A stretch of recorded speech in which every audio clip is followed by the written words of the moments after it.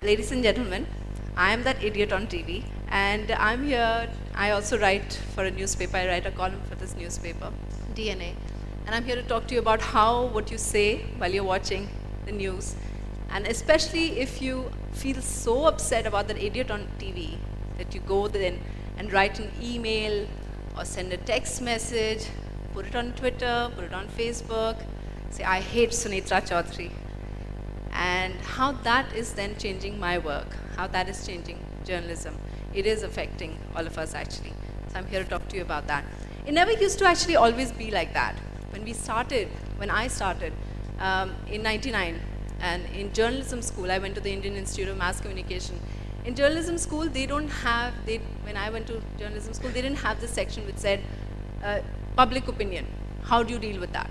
How that should, how you should take people's questions and change that.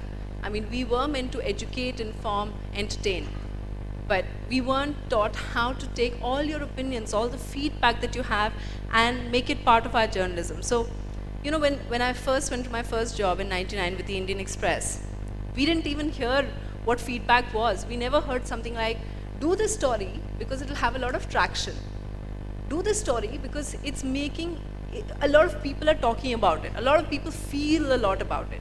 We just assumed and did our stories which we thought were right, And maybe it's because, you can say maybe we were bad journalists, we were like insignificant, so people didn't write to us. But I can tell you that the 3.5 years that I was in the Indian Express, I didn't get any letters saying that, either saying great job or, criticizing me. The Times of India, I believe, I asked some friends in the Times of India, and it was a much bigger newspaper, and they said that they got, maximum the entire newsroom would get 25 letters. And most of the letters that you see in the, in the edit pages, there were letters to the editor. That was the only feedback that people got, were the letters to the editor. Most people used to write to the letters of the editor so that they could have their own opinion, voice their own opinion. So it's not that they wanted to change our journalism, they were hoping that their edit piece would come out there. So I remember when I was told to go chase an interview with Robert Vadra, and this is 99, 2000. They'd just started coming into the political life, and being a young reporter, I said, my bosses told me, so I went crazy. I went to his office, I hung around there, I kept calling him, and kept saying, you have to give us an interview. You have to give us an interview. And you have to tell me what it feels like to be part of the first family. And what's it like? Does that affect your work? How is it? So I was chasing that interview. So finally Priyanka Gandhi Vadra called up my boss and said, get this reporter off this story. Tell her to stop harassing us. So that was the only kind of feedback that we had really. But it started changing with, even at that time, and of course there were like websites and all that, but the Indian Express website didn't put all our stories online. They would select a few. So the first time that I felt public feedback was in 2000, 2002 to be more precise. And when someone told me that, oh my God, your story is #1 on samachar.com. It's getting amazing feedback. You get heady as a reporter. You're like, oh my God, people like my story. They want to know. But it wasn't because of me really. The story was about sex. It was a story about how massage parlors were thriving in Delhi. And because people read the word sex, so they went to the story. So it wasn't because I did a good job. I did a good job by doing an expose on how it was. Most people knew they were there. But because it was a sex story, so it got lots of traction. So I remember at that time, and that was the first time feedback I felt was, the editor of the website, Express website, said, you should do more stories like this. Look at it. We're #1 on samachar.com. But I didn't want to be the sex reporter. I wanted to be a political journalist. So anyway, but I think it changed the way. I think that gave all of us a little bit of taste. This is 2002, and I guess I was seduced by that whole, what it's like feedback. And a lot of times what was happening was that TV reporters would follow newspapers, and they would steal the limelight. So I guess I wanted to change that, and even I thought people on TV were idiots. So I thought, I'll make it a little better, and I'll join TV and do my stories, and then maybe I'll get a lot more feedback. But even then, you didn't see the kind of feedback, because Twitter and Facebook weren't there that time. So you had at that time things like, I don't know if this rings a bell with anyone, there were these two websites. One was called media.com and one was called warfornews.com. Now if you go to both of them now, you'll see an empty page. And that's because, and this is around 2003, 2004, 2005, they were writing a lot of stories. They weren't stories of importance to people like you. They were stories which, they were about, which journalism house, which media house had interests in what, why were they doing particular stories. So they were very industry stories, but obviously they hurt people, which is why they got sued and they got shut down. Things after that started changing, when you had a lot of people, when we started getting a lot more feedback, when people would start writing in more, when you had Twitter, Facebook and things like that. Okay. I just want to point out three stories that because of what you felt, because of what the public opinion was, it did the impossible. Now those three stories are, first of all, Jessica Lal case. Now Jessica Lal case, I covered when Jessica Lal got murdered when I just started journalism in 1999.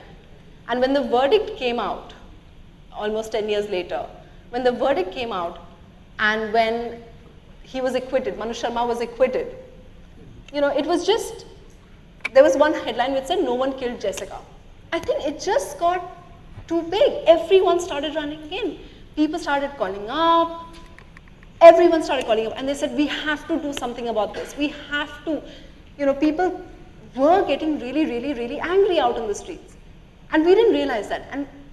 And then you suddenly started, we had this SMS thing called 56388 for NDTV. And we were amazed by the number of SMSs. So our editors realized, oh my God, people connect with this story. So they took it up, they started playing it up much more. It went to the first headline. After that, of course, people still didn't stop. People said, what's the point of this? I'm talking about the emails that people like you would have sent in. So our editors felt that obviously this is something just really, really affecting people. So instead of just reporting the story, a lot of us in the media became kind of activists. NDTV, for instance, we did this we took it up as a campaign and we took it to the president and we showed them all these letters and all your feedback. And the amazing thing is, I'm not saying that activism is right or wrong. I'm just saying that what's amazing is that what would have never happened before that, it's never happened, I've been a crime reporter, is that a 10-year-old case got reopened and there was a reinvestigation. That has never happened before that.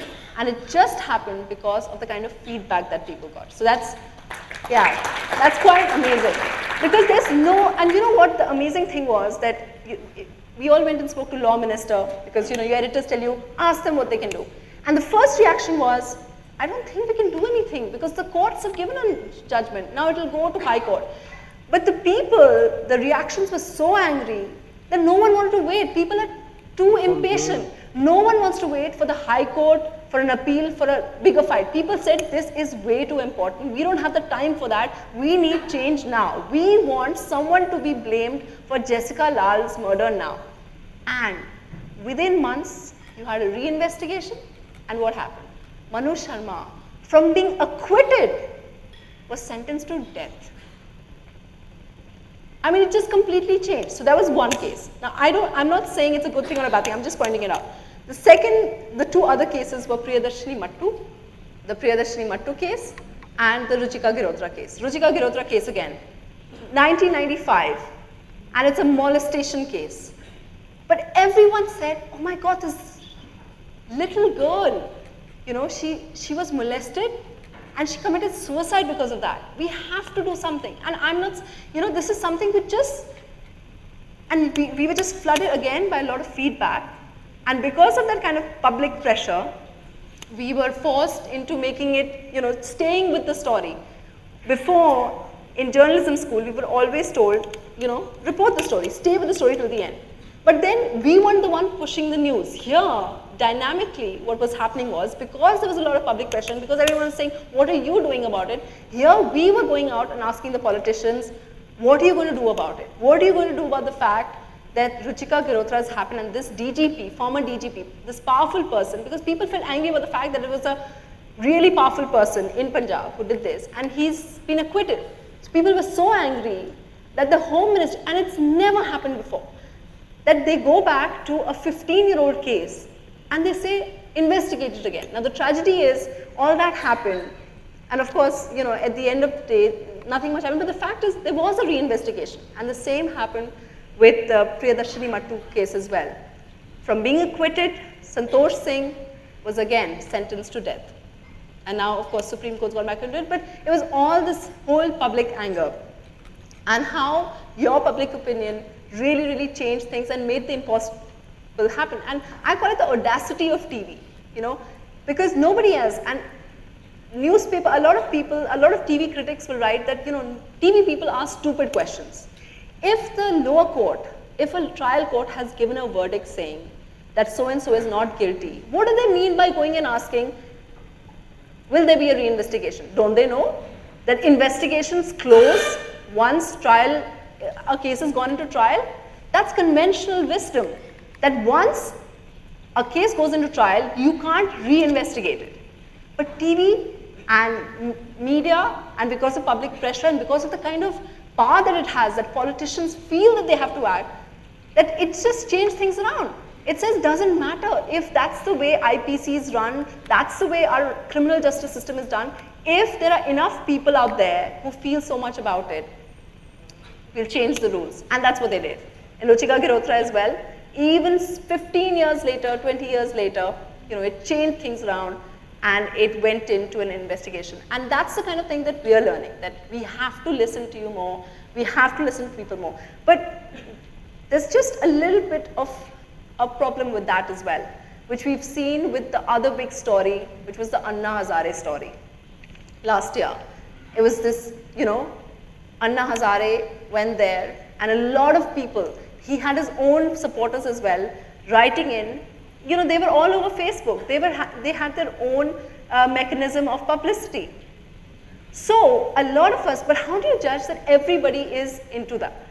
So a lot of people went there and they said, this is the next movement, because they had all their supporters saying that India wants change. India wants the Jan Lokpal bill. And so a lot of TV and newspapers said, this is the moment that this revolution has come and everybody in India wants change, without realizing, well, does the person who's sitting, not in Jantar Mantar, but who's in Meerut or who's in rural areas, do they want that change as well? We don't know, but because we have so many emails coming in, a lot of media houses were tempted and they did get swayed by that. So you had a lot of medias, you know, reporting on that kind of part of the movement without really knowing at the end of the day, is it really true?